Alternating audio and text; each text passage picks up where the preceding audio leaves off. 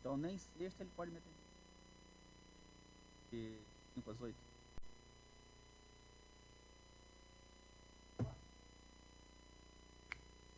Começar, ó. Bom. Abre. Show. Som.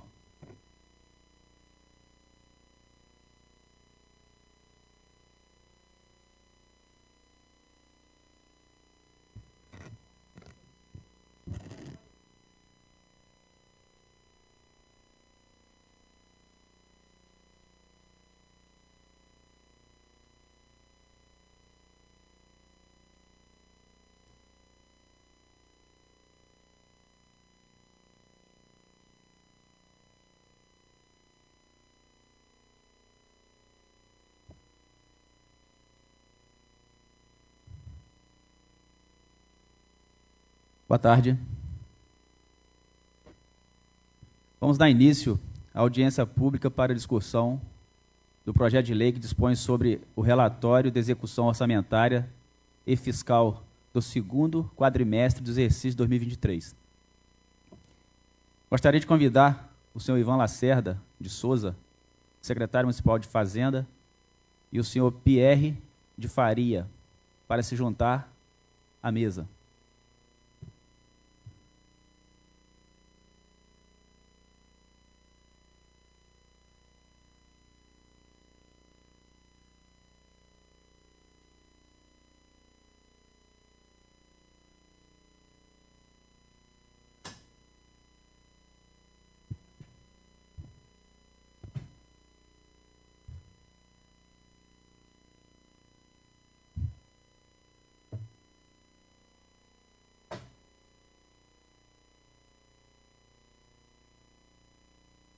Boa tarde. Vou passar então a palavra para o senhor Ivan, uma vez que a gente não tem mais nenhum participante, né? Nenhuma autoridade presente, nem da sociedade civil, então vou passar diretamente aqui a palavra ao senhor Ivan.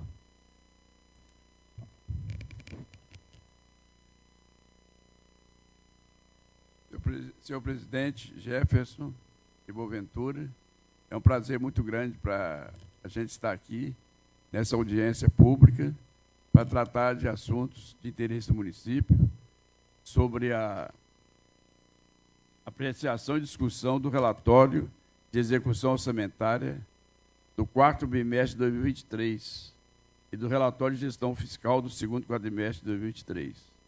Inicialmente, quero agradecer pela atenção que vocês têm com a gente, sempre quando a gente vem aqui fazer audiência, nos tratando com a maior consideração, e vamos agradecendo a Deus também por ser a última audiência do ano, fizemos várias.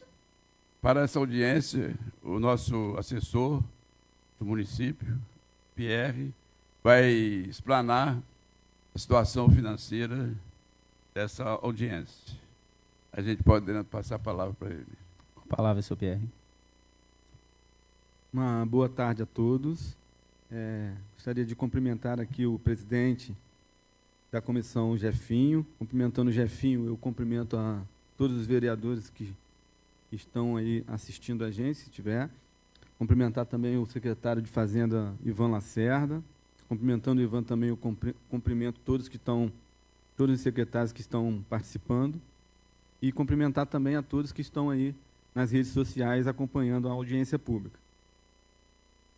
Essa audiência ela vai estar trazendo as informações do segundo quadrimestre de 2023 e também do quarto bimestre de 2023. Então, é a execução orçamentária e financeira do município aí nesses dois quadrimestres aí dos dois primeiros quadrimestres do exercício de 2023. A fundamentação legal da audiência pública ela está embasada na Lei de Responsabilidade Fiscal, no seu artigo 9º, parágrafo 4º, que diz que o Poder Executivo demonstrará e avaliará o cumprimento das metas fiscais de cada quadrimestre em audiência pública na comissão referida no parágrafo 1º do artigo 166 da Constituição, ou equivalente, nas casas legislativas estaduais e municipais. Então, a Lei de Responsabilidade Fiscal que traz aí essa obrigação das audiências públicas serem realizadas aqui nas casas legislativas, tá? Essa audiência ela vai estar trazendo aí, são vários anexos que compõem, na verdade, a Lei de Responsabilidade Fiscal. Nós vamos estar apresentando para vocês aqui os principais anexos, vamos estar falando aí de receitas, despesas, restos a pagar, vamos estar falando de gastos com educação, pessoal, saúde, o endividamento do município. Então, quer dizer, é uma audiência bem importante, porque através dessa audiência vocês vão poder estar acompanhando aí e já estar analisando como está sendo feita toda a parte de execução orçamentária e financeira do município e também verificar se o município está ou não cumprindo aí todas as obrigações legais que são determinadas pela Lei de Responsabilidade Fiscal e pela Constituição Federal. Então, nós vamos estar falando detalhadamente assim, e resumidamente dos principais anexos e depois, no final da audiência, se tiver algum questionamento ou alguma pergunta, a gente vai estar aberto aqui para poder estar esclarecendo aí para todo mundo. Tá? O primeiro anexo que a gente vai estar falando é o balanço orçamentário, ele é o anexo 1 da Lei de Responsabilidade Fiscal. Então, ele demonstra as receitas e despesas previstas em confronto com as realizadas. Este balanço orçamentário tem periodicidade de publicação bimestral, ele integra o relatório resumido de execução orçamentária e deve ser publicado até 30 dias após o encerramento de cada bimestre. Quando nós vemos aqui, antes de falar dos números, é bom deixar destacado, quando a gente vem para a audiência pública, a gente já vem com todos esses fechamentos já realizados, inclusive com os demonstrativos já publicados, tá? E enviados ao Tribunal de Contas. Então, tudo isso que vai ser demonstrado e passado aqui na audiência pública já foi publicado e já foi também enviado ao Tribunal de Contas para avaliação deles. Tá? Então, nós temos aí no anexo 1 uma previsão orçamentária de 500 milhões, uma receita realizada até o quarto bimestre de 328, 617, 772 e 10, uma despesa realizada até o quarto bimestre de 290, 332, 148 e 40, e um resultado orçamentário superavitário de 38 milhões 285, 623 e 70. Então, ficou demonstrado aí no balanço orçamentário que nós tivemos uma receita superior à nossa despesa no total de 38 milhões 285 mil. Então, quer dizer, nós tivemos aí um superávit orçamentário. Claro que falando aí das receitas consolidadas, né, com todas as fontes de recurso. O próximo anexo é o anexo 2, que trata as despesas por função.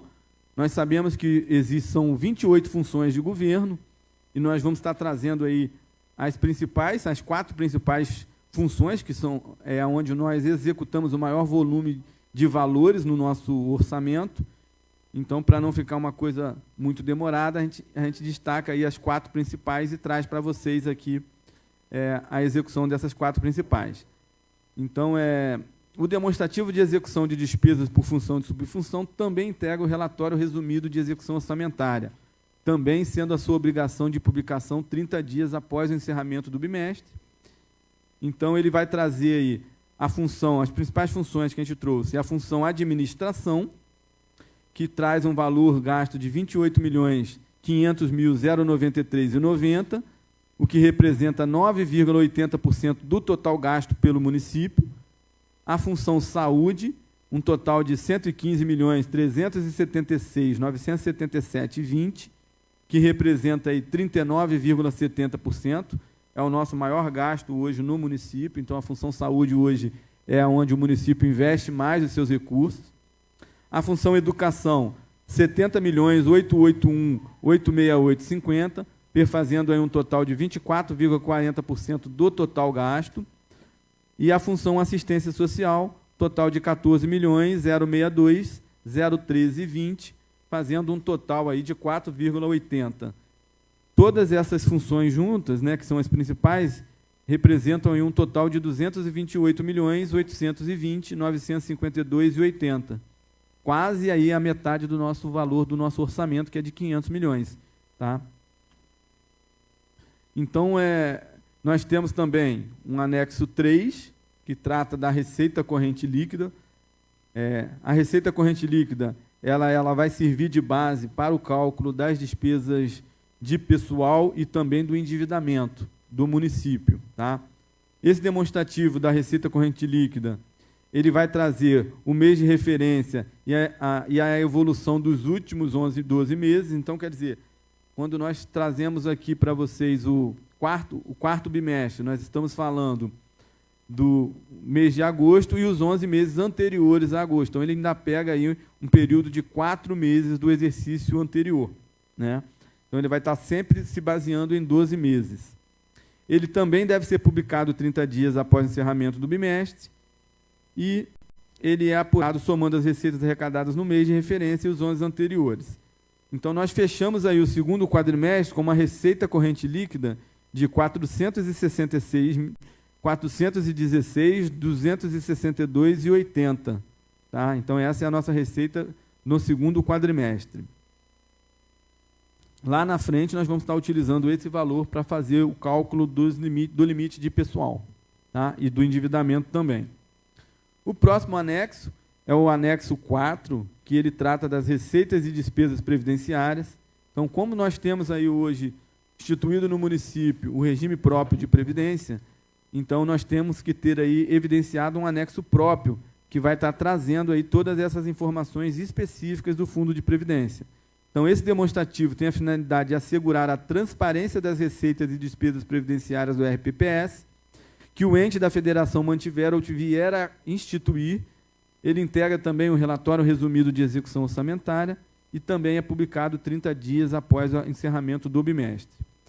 Esse anexo 4 trouxe as seguintes informações: uma previsão orçamentária de 20 milhões, uma receita realizada de 21.609.646,20 até o quarto bimestre, uma despesa realizada de 5.382.961,60 e um resultado orçamentário até o quarto bimestre de 16.226.684,60. Então, hoje, a situação nossa do Fundo de Previdência é que ele teve uma arrecadação de 21 milhões e teve uma execução de despesa de 5 milhões e uma sobra financeira aí de 16 milhões. Então, quer dizer, tudo que foi composto de receita, tirando o que foi gasto, ainda sobrou 16 milhões que foi investido aí, que está sendo aplicado no fundo para o pagamento das futuras aposentadorias. Tá? Um outro anexo também muito importante é o anexo 5, que ele traz o resultado nominal. O objetivo do resultado nominal é medir a evolução da dívida fiscal líquida. No bimestre, o resultado nominal representa a diferença entre o saldo da dívida fiscal ao final do bimestre de referência e o saldo ao final do bimestre anterior. Então, ele faz uma comparação dos saldos entre os bimestres. Ele corresponde à diferença entre todas as receitas arrecadadas e todas as despesas empenhadas, incluindo também os juros, o principal da dívida e as receitas financeiras. Tá? E ele apresentou, então, no quarto bimestre, um total de dívida em 31 de dezembro de 2022 de 32.128.891,50. Em 31 de agosto, essa dívida caiu para 28.980.668,60, porque durante o exercício nós vamos amortizando esse valor dessa dívida com o pagamento dos parcelamentos. E, no final, obtivemos aí um resultado nominal em 31 de agosto de 22.553.614,70. Então, esse é o resultado nominal em 31 de agosto de 2023. Tá? O anexo 6, também muito importante, é o resultado primário. Tá? O resultado primário, ele representa a diferença entre as receitas e despesas primárias, é um indicador de quanto o governo economizou ao longo de um período de tempo com vistas ao pagamento de juros e sobre a sua dívida.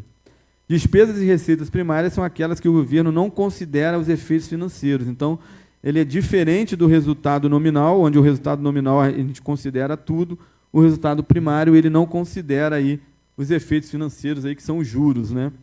Esse demonstrativo também integra o relatório resumido de execução e também é publicado 30 dias após o encerramento de cada bimestre. A nível de informação, ao final de cada bimestre, se for verificado ao final de cada bimestre que a receita não vai comportar o cumprimento das metas de resultado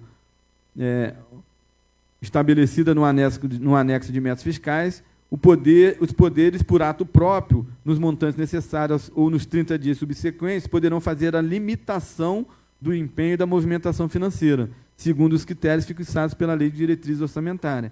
Então, se nós evidenciarmos aí que a nossa despesa primária está muito superior à receita, a LRF já determina aí o contingenciamento dessas despesas. Então, a gente tem que ficar sempre atento aí.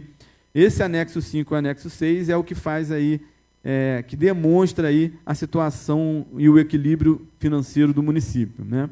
Então, nós tivemos aí como resultado primário, até o quarto bimestre, a receita primária, R$ 307.855.172,20, e uma despesa primária de R$ 270.157.811,70, com um resultado de R$ 37.697.360,50. Então, esse foi o resultado primário aí em 31 de agosto. Demonstrando aí também um resultado positivo aí até o quarto bimestre. Vamos falar agora, então, dos restos a pagar, que é demonstrado no anexo 7 do relatório resumido de execução orçamentária. Os restos a pagar são todas aquelas despesas que não foram liquidadas dentro do exercício. Então, tudo aquilo que você empenha e não faz o devido pagamento dentro do exercício, ele se torna restos a pagar no exercício seguinte, tá? Esse demonstrativo integra o relatório resumido e possibilita o acompanhamento efetivo dos restos a pagar, por meio das demonstrações de valores escritos, pagos e a pagar. E também é publicado 30 dias após o encerramento. Além disso, nós temos a evidenciação nesse anexo dos restos a pagar em processados e não processados. Os processados são aqueles que já estão com o processo de liquidação feito, tá? Então, o serviço já foi prestado, ou o material já foi entregue, então, já está em fase de liquidação, já está com a liquidação realizada. Então, ele quando acontece essa etapa da liquidação, ele se torna um restos a pagar processado. Quando nós estamos só na fase do empenho, que é o empenho, como a gente sabe, pela 4.320, ele é sempre prévio, né? Ele tem que ser prévio. Então, quando nós temos só na fase do empenho, esse resto ele se torna não processado, tá? Então, temos essa diferenciação no anexo. Então, nós tivemos uma inscrição de restos processados de R$ 53.843.580,50, tá? Quando eu falo esse valor, eu estou falando não só do que foi escrito nesse exercício, mas também em exercícios e administrações anteriores. Então, nós temos restos a pagar que vêm sendo carregados e arrastados de outras gestões de governo também, tá? Então, nós temos aí um total de processados de R$ 53.843.580,50, foram pagos R$ 6.999.691,10, dando um saldo processado de R$ 46.843.889,40. As inscrições do não processados, num total de R$ 76.469.345,60, foram pagos aí R$ 28.306.238,30, dando um saldo não processado de R$ 48.163.107,30. Então, um saldo total até o quarto bimestre, em 31 de agosto, de R$ 95.006.996,70. Esse é o saldo de restos a pagar que nós temos aí em 31 de agosto. Agora a gente vai começar a falar dos índices legais. Nós vamos estar falando do gasto com educação, saúde, pessoal e da dívida consolidada. Tá? Para a gente poder finalizar, são os últimos quatro anexos que a gente vai estar trazendo aqui na audiência. O gasto com educação, ele contempla as suas informações no anexo 8. Então, é o demonstrativo das receitas e despesas com manutenção e desenvolvimento do ensino, apresenta os recursos públicos destinados à educação, provenientes da receita resultante de impostos e das receitas vinculadas ao ensino. as despesas com manutenção e desenvolvimento do ensino por vinculação de receita, os acréscimos ou decréscimos nas transferências do Fundo de Manutenção do Desenvolvimento da Educação Básica e Valorização dos Profissionais da Educação, que é o Fundeb, e o cumprimento, e demonstra também o cumprimento dos limites constitucionais também e outras informações para controle financeiro. Então, nós tivemos aí uma receita de impostos e transferência de impostos. A base para o cálculo dos gastos com educação e saúde são as receitas de impostos e transferências de impostos, são aquelas receitas próprias do município e também as transferências do governo federal e estadual. Então, nós tivemos aí um total de receita de impostos de R$ 139.894.617,10. As despesas com manutenção e desenvolvimento do ensino, um total de R$ 40.134.729,89, representando aí um percentual de 28,69%. Então, a Lei de Responsabilidade Fiscal determina que, no mínimo, tem que ser gasto 25%. Nós já estamos aí gastando até o quarto bimestre 28,69%. As receitas do Fundeb. A nova lei do Fundeb diz que nós temos que gastar, no mínimo, 70% com a remuneração de profissionais do magistério. Então, nós tivemos aí um total de receitas de R$ 43.021.454,10 e um total de despesas de remuneração do magistério de R$ 34.858.129,41, perfazendo aí um total de 81,02%. Então, com relação ao gasto com educação, nós ficamos acima do limite de 25%, com 28,69%, e também acima do limite mínimo de 70%, com 81,02%, com relação ao gasto do Fundeb. Agora, o anexo 12, que é o gastos com saúde. O demonstrativo das despesas com saúde apresenta as despesas com ações e serviços públicos de saúde, tem a finalidade de demonstrar o cumprimento da aplicação dos recursos mínimos nas ações e serviços públicos de saúde. Esse demonstrativo integra o relatório resumido de execução orçamentária para a verificação do cumprimento do disposto da Lei de Responsabilidade Fiscal e deve ser publicado até 30 dias após o encerramento de cada bimestre. Então, nós tivemos uma receita de impostos de R$ 139.894.617,20, uma despesa de saúde de R$ 31.355.811,80, perfazendo aí um total de 22,41%.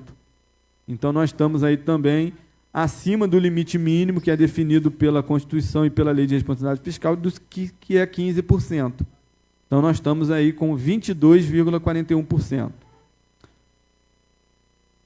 Agora, dos gastos com o pessoal, que ele já compõe aí, nesse caso, o anexo 1 do relatório de gestão fiscal, tá? Não é mais o relatório resumido de execução orçamentária.